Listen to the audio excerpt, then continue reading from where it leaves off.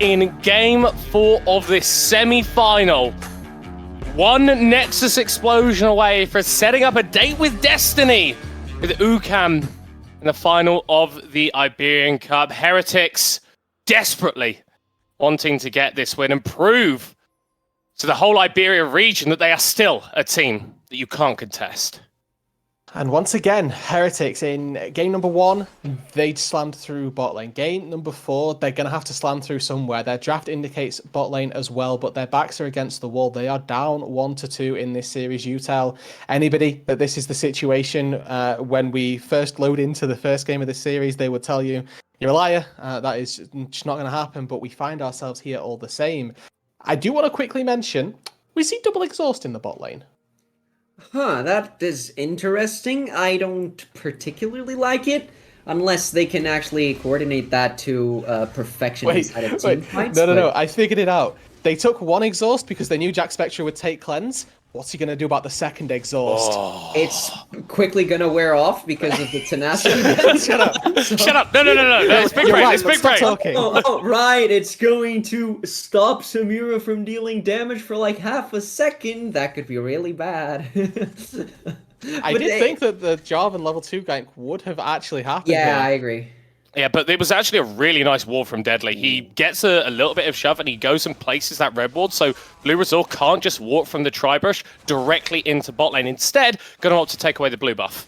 Yeah, I don't think he's particularly unhappy with not being able to run towards bot side. I don't think he even cares about the wards whatsoever, because he knows he's going to be able to contest the Xin Zhao in these particular situations, and he knows that Jack Spectre and Whiten are favored, at least for now, until that Aphelios reaches Infernum. He cannot contest the wave whatsoever. Samira has a lot of wave clear and a lot of all-in potential, if necessary, in these first few levels, and for now, they're doing a great job at that. Whiten is even moving off of that bot side to help his jungler, while the rest of the map is just doing their thing.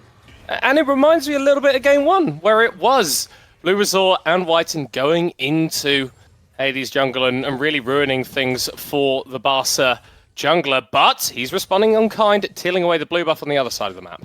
And it's been a while since we've seen vertical jungling like this, but for those of you that maybe newer to League of Legends, what we're going to see is basically the two junglers sacrifice the same amount of camps to one another. You can see that Hades has pretty much sacked off the same camps. It's Blue Resort who's a little faster, going to try and contest this Gromp, but not going to make it work. So it's an even trade overall, but Blue Resort needs to find Hades getting out. Zyro is rotating over, though, as is Tuas, so this could be a really rough spot for Hades. Flash still available for the Xin Zhao. Isn't going to use it. Actually flashes back away, but the follow comes through from Heretics now to us. A little bit of a rough situation himself. Dreedy ghosting, getting out of there as quickly as possible. But when the EQ comes back up for Blue Resort, they can look for this. They can turn back onto the Silas, get the knock-up, Shuriken flip into a second kill. That's more like it, Heretics. Barca are kind of overcommitting on this whole vertical jungling thing, and Blue Resort knows that. He knows that he shouldn't allow Hades to go unpunished for trying to match what he did in the bot side. And as soon as the solo lanes can actually move in tandem with this jungler, it is just easy pickings for a Heretics team that just wanted to get ahead in the early game, and so far, so good. And if you're looking and sort of questioning why here, there's another double kill potential. I think they should be fine to walk it out. He's actually going for this, forcing the flash out of Zyro. And that's a fail on the EQ for Blue Resort. Hands double buffs over to 2 hours. Wow, and gives over an absolute catastrophe back for Barca. They're going to be more than happy to accept that. It is, as you say, a fail on the EQ. Wants to stop them from committing onto Zyro, but as soon as he's used his 2 tools to escape, Barcelona know that they can capitalize on it. Now this Silas has got double buffs in the mid lane. He's going to be able to punish the Akali a little bit further and make the most of that advantage. This is a replay of how we got to here, and I want you to take note of the Krug camps, because those are the difference makers here. The reason Hades finds himself in this position is because he took those Krugs and was delayed getting out of this jungle. Heretics force, they make the most of that mistake, and they manage to find themselves 2 kills off the back half. Really good that they're also giving the kills to the correct carry. You can see Blue Resort and Ivo both walking away as soon as that Shuriken flip hits. They know the Akali is going to be one of the 3 out of them in that top side that's going to carry them, so they give all the gold to her.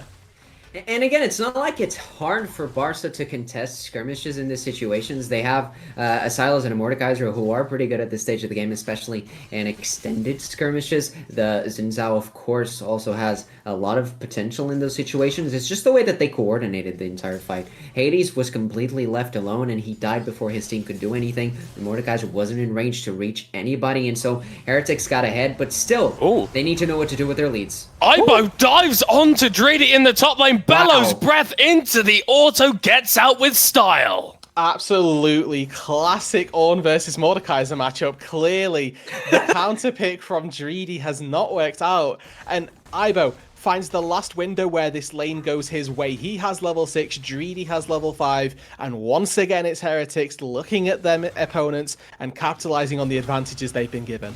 Yeah, Heretics know what to do with these advantages, at least for now, and yeah, you should be careful with the Mordekaiser because he can 1v1 either of them. That's why he's also pressuring them out on the lane, but the Ornn still finds his window, and he's so dangerous regardless of matchup, it seems. He hits that level 6, you know he can clap you to death, and that's exactly what he ended up doing. I might have to hold this as we do see a double route come through. Okay. Fine. Okay, I'm going to go. And I'm going to tell you quite why this bot lane going badly, or going even rather, for Heretics is actually not too great for them. Yes, holistically, their composition functions very well with the Samira Rel, but if you don't punish an Aphelios Lulu, that is a late game pairing that nobody ever wants to play against. That you ask anybody, they're going to tell you it's going to clean house late game. And if they're giving Deadly this free pass through the laning phase, he's more than happy to sit back, relax, and scale, and make sure that this Samira looks like an absolute toy compared to a late game gun that he's going to have.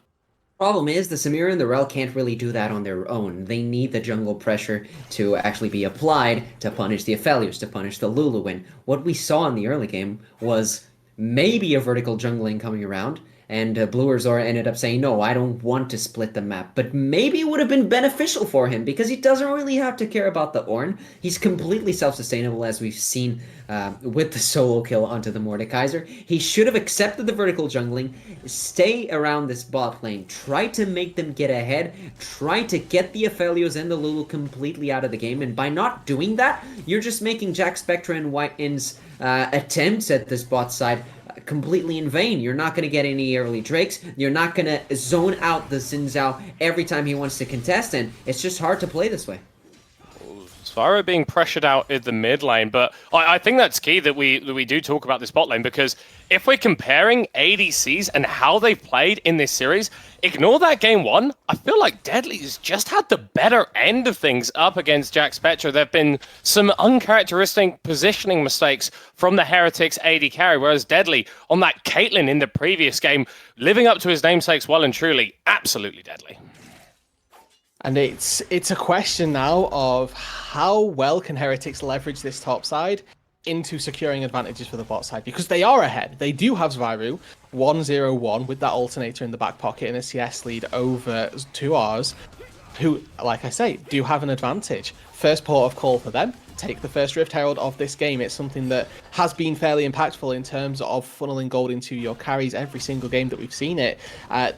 Now we get to see what Heretics are going to do with it. Do they want to continue forcing down this top side, or are they going to receive some or resend some love down to the bot lane and give Jack Spectra a bit of an extra boost? Yeah, that's exactly what I was gonna touch upon, because Heretics are investing a lot into this top side, but if it's only to get this first Rift Herald and then you can start investing resources into the Samira, then it's completely justified, because now you can actually make the Samira snowball and just not care about top side ever again, because the Ornn, he's set for life. He has 100% kill participation. He's completely fine at this point in the game, and he's probably not gonna have that KP for much longer, because he's just gonna stay isolated. But in any case, Barca really need to be careful, because as soon as this Herald starts to get at least hovered around mid or bot side, they need to be able to respond as fast as possible to diminish the returns from the side of Heretics. And so far, I feel like Hades has been doing a good job at shadowing the enemy jungler, but as soon as this objective is put down,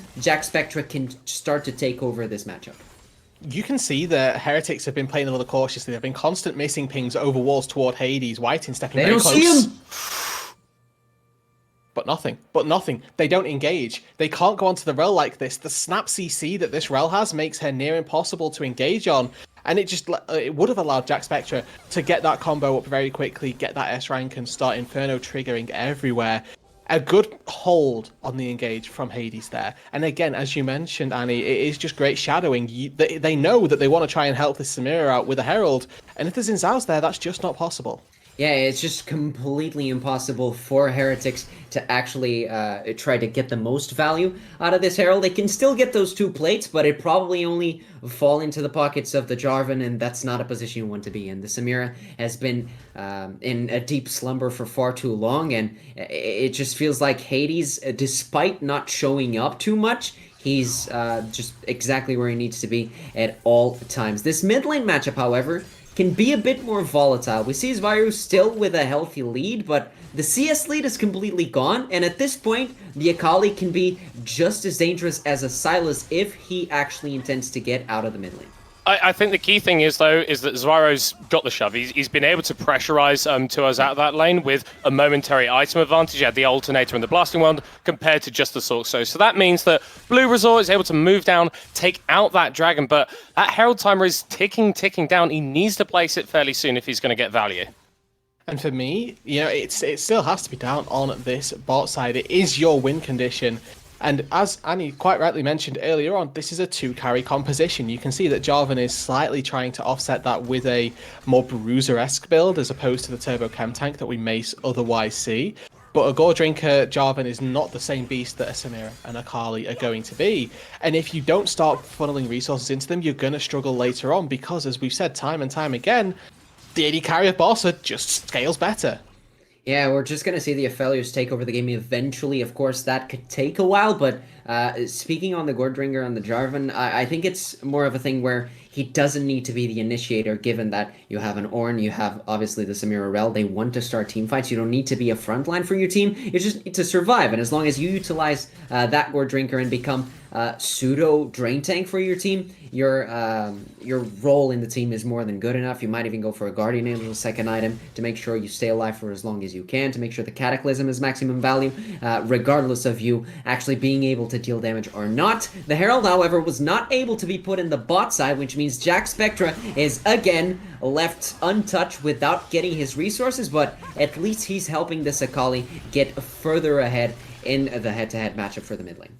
I think this paints a better picture of what we expect from Heretics. They're a team that we've said so frequently play so well when they can use 2 lanes, and taking down a mid-tier 1 opens up the enemy jungle so much. You can push your vision lines and extend a little bit of an advantage in just that vision department when you take a mid-tier 1 turret. Putting it down on the bot side, yes, would have given a little bit of gold over to Jack Spectra, but it doesn't open up the map and allow Heretics to play League of Legends the way they normally do.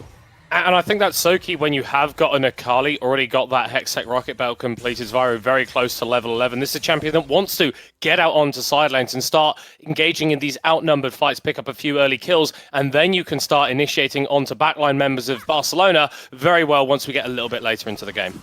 Also, I feel like this is Akali is your best shot at taking down the Aphelios in the late game, because everyone else is just so easy to predict and to play around, especially when you have a Lulu next to you. So unless this Akali actually gets ahead and becomes a solid threat, I don't see this Aphelios ever being shut down, especially because, since we said earlier, Heretics aren't investing resources into this bot side. They want to open the mid lane. They want to start having this 2-lane setup, and since the Samira isn't relevant so far, they'll try to get the Aphelios anyways, only a flash. Blue Resort dives in, but there is Hades, can respond with additional pressure. Whiten dives forward, Jack Spectra exhausted, but still going out with the Inferno trigger. A load of damage dropped on the members of Barcelona. That's 2 kills in favor of Heretics. The Death Realm onto Jack Spectra will result in his passing, and now Dreedy in a really good spot to go forward. Heretics already backing away from the Mordekaiser, but it's just the 1 kill in response. Job done though. They get the kill onto Deadly. They burn both summoner spells, both exhausts, everything out of the bot lane of Barca, and that can be recycled. That can be repeated in 2 minutes time, and there are no tools for escape. Deadly, Ephias, they're going to have to struggle with it. They're just going to have to deal with the fact that they have no way to escape it and play accordingly because of it. And even with the fact that that bot lane play went so well for Heretics, the top lane goes well for them as well. Ibo gets first turret because we're after 14 minutes, and Ornn has no problem trying to take down this turret and has a great old injection of gold for himself. Yeah, and Barcelona were forced to grab the Mordekaiser from the top side to actually try to make this an even trade, so it's even easier for this Ornn to keep pressuring with the shove in the top side. It crashed! Mordekaiser lost so much just to be here, and Jack Spectra got 2 exhausts and still made it out.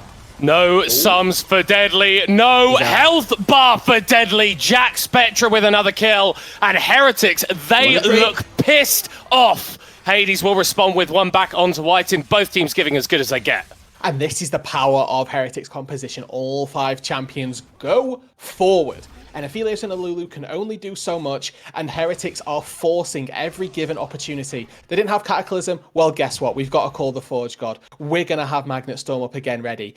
They do fluff a little bit of the back end, they're not going to get the Herald, which would have been so great for taking down this tier 1 in the mid lane, but the point stands. Deadly scaling is getting slowed down, and Heretics are accelerating the pace of the match. Yeah, there's also no exhaust to deal with the Samira, so it's just so easy for the Heretics at this point to keep forcing play after play. And honestly, yeah, they don't get the Herald right away, but they have plenty of time to force that objective, since Barca are also trying to get most of their resources, or most of their vision also, funneled into this bot side. So Heretics, I mean, they'll finally get what they want, this tier 1 turret, as long as 2 hours lets them. And as soon as it's down, they have the entire map to do whatever they want. They can even prevent Barca from taking either of the neutral objectives that are on the map right now. So much more proactivity from Heretics in this game than we saw in their previous one out. Dragon is on the board, and they are cheating out of mid lane down towards the river to try and pick this one up. Looking over. Oh, okay. Oh, wow. Dreedy jumped onto, does get the Death Realm off just in time. Connecting that one actually onto Whiten, and the Rel not tanky yet and taken out as the rest of Barca are going for, but here comes Zoru, and here comes Jack Spectra, a double kill for the Akali, and now Elias very, very low on the back line. Deadly locked into Cataclysm, Ibo going forward, knocking him into the skies, but the double exhaust not enough to keep them alive. 2 hours, though, returning with fire on the Silas, but there's too much from Heretics. The damage is there. They are here to play. They want to send us to game 5. The shield bow coming in clutch as well from Jack Spectra. He just deals so much damage and stays alive for so long. And yes, the initial engage wasn't perfect. They were trying to get a pick on a Mordekaiser, which is virtually impossible. And yes, the Rel does die, but look at Barca. They can't follow up as they want to. They're built to disengage, not to run into the enemies. And as soon as Jack Spectra turns that momentum into his own, as soon as Blue Azure also makes Deadly completely run out of options, Jack Spectra knows when to go in. He knows who to focus, and not even 2 hours can make anything out of that. It's the knife's edge that we saw from the bot lane engagements of game number 3.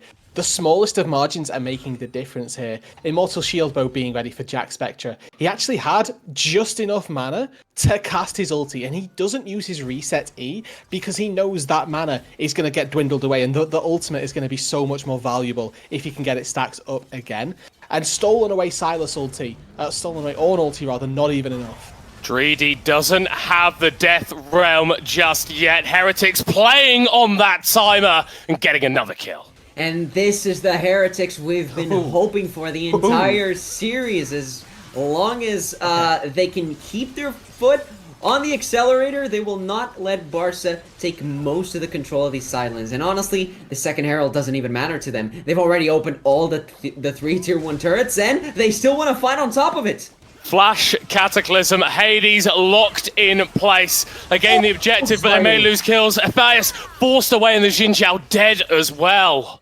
No call the Forge God means that they can't re-engage onto the members that have managed to escape. But again, they burn Athais' flash. The Lulu now, again, much more subject to being taken out. And the Aphelios flash crucially back up and available. Knock up onto 2 hours though, he may be taken down. Instead, it's the tier 2 turret that is the focus. For Heretics, without Baron and pre-20 minutes, they're smashing inner objectives. And that's so but Barca are here to respond. Dreedy with the Death's Hand, pulling back Ibo. The tower not gonna fall down. A shutdown for 2 hours. And this is what I was gonna touch upon. This is interesting that Heretics are gaining so much map control because their composition is mediocre at best when it comes to sieging. They cannot actually do anything but dive or just push the enemies away. They have no way of actually trying to stay at range, try to whittle down a turret. They can't do that. They either go in or they go home, and Barca take advantage of that. They make sure that Heretics can take that mid lane turret, and they use the Herald to their own advantage. It could be an objective bounty and a little bit of map gained on their behalf as well. Going forward, do claim that mid lane tower, but Heretics thinking about an engage. Reminder, this is do or die for Heretics in the Iberian Cup. If they lose this game, if they lose this upset, they are out. And in Game 4, when they needed to come out with their best, they are showing it. Blind pick on the cards for Heretics and Barca, and it's not a situation either of these teams wanted to find themselves in, but it's one that they could very well be in. Heretics with a sizable enough advantage now that they can begin to push a lead, and they're already trying to. We are still seeing those slight drop-offs, those little mistakes that are creeping into the Heretics play and that cost them game number 2. Game number 3, I'd argue, was a much better ran thing by Barca as opposed to it being Heretics handing over the game. But we've got a position once again. It's not game 1, and it's neither of the 2 games that they've lost, where Heretics have controlled the early game, and they look like they should win. Yeah, they still have that very dive-centric team comp where they want to fight, and fight. And, I mean, again, we need to take into consideration that Barca have tools to deal with that, but they're so far behind that even if they stall for 30 minutes at this point, I still feel like they'd be at a disadvantage. So finally this tier 2 goes down, and they want to force a fight again from the side of Heretics. It's very aggressive from Ibo. Really wants to take out that tower, trading on ultimates with Tuas, but that's another tower down. That's more gold for Heretics. That's more map pressure for Heretics. Worth noting, this game, Blade Whirl, is actually incredibly obnoxious because it stops you stealing Samira ulti. It also stops you from using Stolen Away Ornn ulti, and we're getting to see that already. If that happens in a more clutch situation, in a part of the game where team fights are going to begin deciding games, we need to keep our eyes on Jack Spectre and how well he's using that. It's a situation where you can't just use W for combo, and you have to use it to prevent a tool from going in. Yeah, exactly. You actually need to keep that distance, and now it's them trying to go in. Yeah, and Tuas in that Zhonya's is going to buy a little bit of time. Great ultimate from Hades to disengage Heretics is really once again teleporting in and once again locking down Whiten in the Death Realm. A 4v5, but Tuas is pretty low on the front side, really low as well. Jack Spectre still full HP. We've seen them in this situation before. We've seen Heretics happy to lose out on Whiten for the sake of a greater play. Unfortunately, this time that's not the case. Tier 2 is defended. The Silas somehow survives between Lulu and several Kingslayers. Heretics didn't have the damage. They didn't find the full commitment, and they're not going to get anything else on the rest of the map either. They still kind of depend on finding Barca together and trying to just keep them together for as long as they can with the AoE change CC. They end up not really managing to achieve that because Whiten is once again pulled out of the fight. And I do understand that Dreedy wants to get as easy of a kill as possible to actually get his buffs on the ultimate and try to fight afterwards, especially with the Rylai's right now. But that just wasn't enough, and neither team really got what they wanted in the end, but it is still a successful stall from the side of Barca. Middlecott, you chickened out of the last game show. You're going to have to participate in this one. What's that null magic mantle building into in Whiten's inventory? Think how he's died the last 2 times. Oh, how is he? Oh, okay. Yeah. QSS? Yes. Yes. I hope yes. If I was Whiten, I would build a QSS this game because there's twice now that I've engaged onto somebody who, you know, has a way of pulling me into a certain realm that I do not find too pleasurable. And there's a great tool for which I can get away from it, but it is a big commitment. I like that. The Death Realm is the realm that I don't find too pleasurable. It's okay in certain situations. Yeah, it's not okay if you're a Rel trying to hit a Mordekaiser. You probably want to get away from that Immortal Bastion. But yeah, Barca are still pretty comfortable with avoiding that hard engage at this point, and that is what's saving them the game. I mean, they're not exactly gaining any control, but they're not letting Heretics enforce their own win conditions. So as long as Heretics can't force fights, they're also not that great in the side lanes, because again, the Mordekaiser is pretty strong, especially if he gets to lane against the Ornn, and the Sylas is now favored into the Akali because he out-sustains most of the bursts that she tries to bring in. We've seen that plenty of times, especially during Worlds. The Sylas versus Akali matchup in the late game, yes, it's very tense, but the Sylas does edge her out most of the times, even though it comes down to mechanical prowess. So let's see if Barca actually realize that. They try to play it around the side lanes. They try to avoid being together so that Heretics can't really push their own win condition to an actual victory.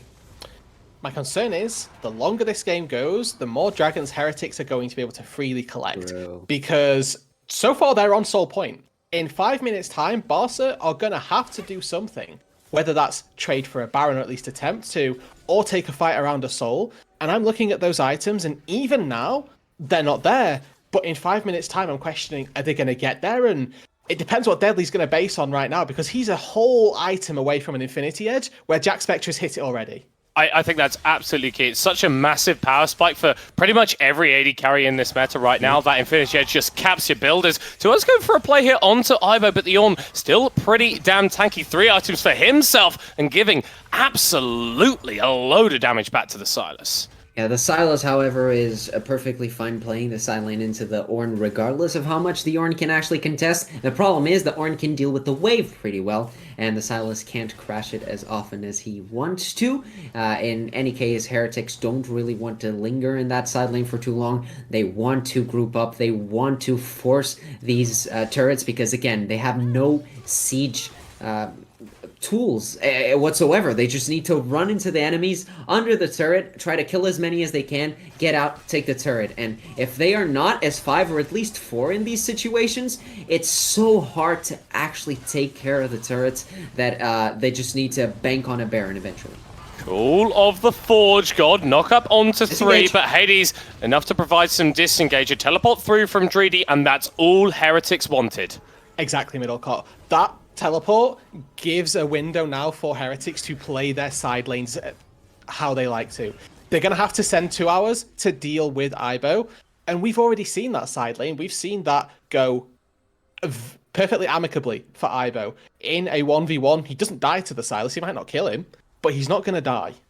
Yeah, that's the rough part. I mean, if Barca want to actually play these side lanes, they need to get the lane assignments right. I do believe the Mordekaiser is probably more favored into the Ornn because he can stay close to him without really caring about, obviously, the tankiness of the Ornn. He can slowly take care of him with the Sunfire stacking, obviously, and with the rest of the added damage that comes from his natural kit. And the Sylas can't really do that, but we are going to see again what made Heretics just able to start breaking into this bot side, even though Barca get the perfect reply. Because again, Heretics depend on most of their team members to try to force onto these turrets, and the moment that Mordekaiser takes care of one of them, it becomes near impossible to enforce these leads. And this could be problematic, honestly, for the size of Heretics. The fact that they're so ahead and they can't really fight unless they're all together can become a problem. But for now, I think they're fine just slowly taking care of the map as a whole. I think that's the key thing, because that teleport for Dreedy is going to be down for another 4.5, 5 minutes, right? Hextech Soul comes up in 3. Right. If Heretics can force Barca into weird positions on the map that they don't want to be in, then you can get those 5v4, those outnumbered fights. And we already mentioned that Death Realm is so important. We were talking about it in the context of taking away an Akali, taking away a Samira, one of those big damage dealers from the fight. But Whiting has generally been the focus. Now got that QSS, so it's going to be a lot harder to lock down the rel. Pat yourself on the back, Middlecott. You got the item. We made it. We did it. Yeah. We did it well. Also, the Anathema's change from Dreedy is a great adaptation because he doesn't care about the Samira anymore. He just wants to bring the Akali out. The Akali can't kill him, and then the rest of Heretics need to find a way to deal with the Aphelios. And he's pretty okay at this point. The Heretics are playing for the turn here. Ultimate use going down onto a Fias in the backline, and Barca are a little bit split, honestly. Blue Resort getting locked into the death realm. The Jarvan isn't really the target that you need to be taking there. It's just mildly unpleasant, and as soon as Dreedy pops out, Heretics will pop him. Ibo with the kill. That is a massive ultimate actually coming back from Hades in 2 hours on the backline, taking so low, taking so much damage. Jack Spectra, Spyro barely alive. Whiten dead. The Silas with the shutdown, and now Barca can continue playing it out. The flash over the wall from Hades to secure the kill. Now Ibo in a horrible spot. It looked great at the start for Heretics, but once again, Barca are coming back. It's the 2 hours and Dreedy show. Dreedy, he didn't look like he did a lot, but trust me, that Death Realm was incredibly clutch. Blue Resort flag and dragged toward Deadly, who had no flash, and would have been stuck in a Cataclysm. He gets sent to the Death Realm, and it stalls. It buys enough time for 2 hours to wander in and absolutely destroy Heretics. Jack Spectra didn't get to the backline, didn't get access to Deadly, and lost the fight because of this insane play from 2 hours. I also want to give an honorable mention to Deadly himself and the way he conducted himself in the team fight, because after it started, I mean, if you guys didn't catch it, the Blade World completely denied an Infernum ult from the side of the Aphelios, and he still managed to turn it around to an extent, and it was so beautiful to watch. But look at the game state we're in now. 30 seconds until that Hextech Soul for Heretics, and Barca are still in this game. They are still fighting. They are coming back. Look at that. Deadly, it's saved, essentially, by this Death Realm. And it's 2 hours you need to keep your eyes on. Great call out on the Blade. Well, I missed that the first time out, but Akali ulti in this situation between both 2 hours and the actual ult from Hades, which gives the space to Deadly, it was enough. And it allowed Barca this fight, this winning situation, to now, when we have a Hextech Soul spawning, we have a dead even fight. Flashes aren't available for anyone. This is going to be scrappy, and it's down to the mechanics of both of our teams to see who 5v5's better. Barca still needs to walk in, though, and that could be a weakness in their composition, as Heretics are already hitting the dragon. Yeah, but look at these flanks. Hades on one side looking for a play. There goes Whiten looking for another, but he only locks down the Mordekaiser in the Akali, dives into the back line. But oh my god, Deadly is dead! Heretics turn it around with 2 kills right at the start of the fight. And now 2 hours needs to be an absolute hero. It's not going to happen though, as he's chased down by Zyro. Afias at his back, and he gets away just about. This is rough for Barca though. Jack Spectra just forcing the Silas back, and that will secure the Hextech Soul. Unfortunately enough, you know, there's no Baron on the board, but Heretics, they're the ones that are looking for more. Ooh, Zyro! Takes down the Silas in the 1v1. Barca are removed. It is Justifius now alive. The Hextech Soul goes to Heretics, and they are well poised to send us to Game 5. This is exactly what I feared would happen. Barca should not be in a position where they have to walk into the enemies. Whiten with a perfect flank in Zyru. He is not spotted by anyone. The moment Deadly's dead, the moment 2 hours is forced to use the stopwatch defensively without even reaching the enemy backline, is the moment Barca knew they had no way back into this Hextech Drake. They were forced to disengage, and fortunately for the side of Heretics, they still get the kill onto 2 hours, and it's just an absolute disaster after what seemed like the perfect storm for Barca to come back. I hope you haven't got a heart condition if you're watching this series, because it has been back and forth all over the place. Barca, they had a lifeline in this game. That Baron still to tick off from all their members, but Heretics with that Hextech Soul are in a position of power that they haven't been in for a very long time. Deadly's walking back to the base. He's going to pick up that Infinity Edge, and he has Flash available. That ticking time bomb we've been waiting for this entire game finally comes online. Barca have a win condition outside of their solo lanes to try and play through. Call the Forge God. Dreedy's losing the 1v1 to Ibo. The power of that Hextech Soul is immense now. Locking Ornn in the death realm. It's hard to kill a god, especially when he breathes fire like that. Here comes Jack Spectra, and the Mordekaiser is deleted. That's also what happens when you itemize this way. You're not playing for the side lane. As much as this Mordekaiser wants to completely get the Ornn out of the picture, he can't. He's dealing negative damage towards this demigod from Freljord. So it just feels like Barca just to have no particular ways of using anything into the Ornn, especially now that he has a Warmog's armor. It's impossible to play side lane against him, and that is why 2 Hours is on the other side of the map. Oh, Deadly! Oh, Deadly! You've been caught defending your inhib tower, but get away for just a moment. Exhaust struck down onto Jack Spectre means they can't deal with the damage back, and Ibo now forced to run with low mana on the Ornn. The Hextech Soul for Heretics is not enough to win them this engagement. 2 Hours diving forward onto Ibo. A second kill for Barcelona. They are still alive and kicking. Such a fluff from Heretics. They should have taken down Deadly. This should have been the game. Oh my word. Oh, I can't believe this. It should have. Like, Heretics, again, they're so hindered by their capability to siege that they're just forced to go in, and they just don't see that Deadly has so much peel in those situations. They don't have all of their tools necessary to take down this Aphelios, and he's just so strong at this point. Crucially, those timings on kills could have won Heretics the game, but they don't lose it for them. We now look to a Baron which spawns in 1 minute's time, and Deadly is right back where he was at that last Drake fight. No flash, no exhaust. This time he has to rely on a stopwatch and a Lulu, but in times gone by, no flash has tended to mean death. Also, crucially though, Heretics don't get a single inhibitor off of the base of Barca, which means that they can move freely throughout the map, they can shove the wave as 2 Hours has been doing so great in this side lane, and they can take control of the objective area, and that's what they need to do. They lost XX Soul because they didn't do it, and now they're taking the steps necessary to get the Baron. Look at Heretics' inventory. They have paid their taxes. It is 5 QSSs on Heretics' side. Mordekaiser ult means nothing. It is exclusively for that. Unless you're going to get polymorphed, that is the tool that you are using your QSS for. And now you have to play this Mordekaiser as a pseudo frontline, a bit of a HP pool, but you don't do too much damage. Heretics moving into the mid lane, securing priority. With the Soul surely still... They have power at their backs, but Deadly is scaling. 2 Hours is scaling, and they start up the Baron. Barca moving in. They have to fight. They have to turn it. It has to be Heretics looking for this engage. They've got Call the Forge God. They've got Cataclysm. They have the tools to go into the backline. It's whether they can find it. They're marking very well. Zviru on this flank is not going to get in. Hades is in the middle of absolutely everyone.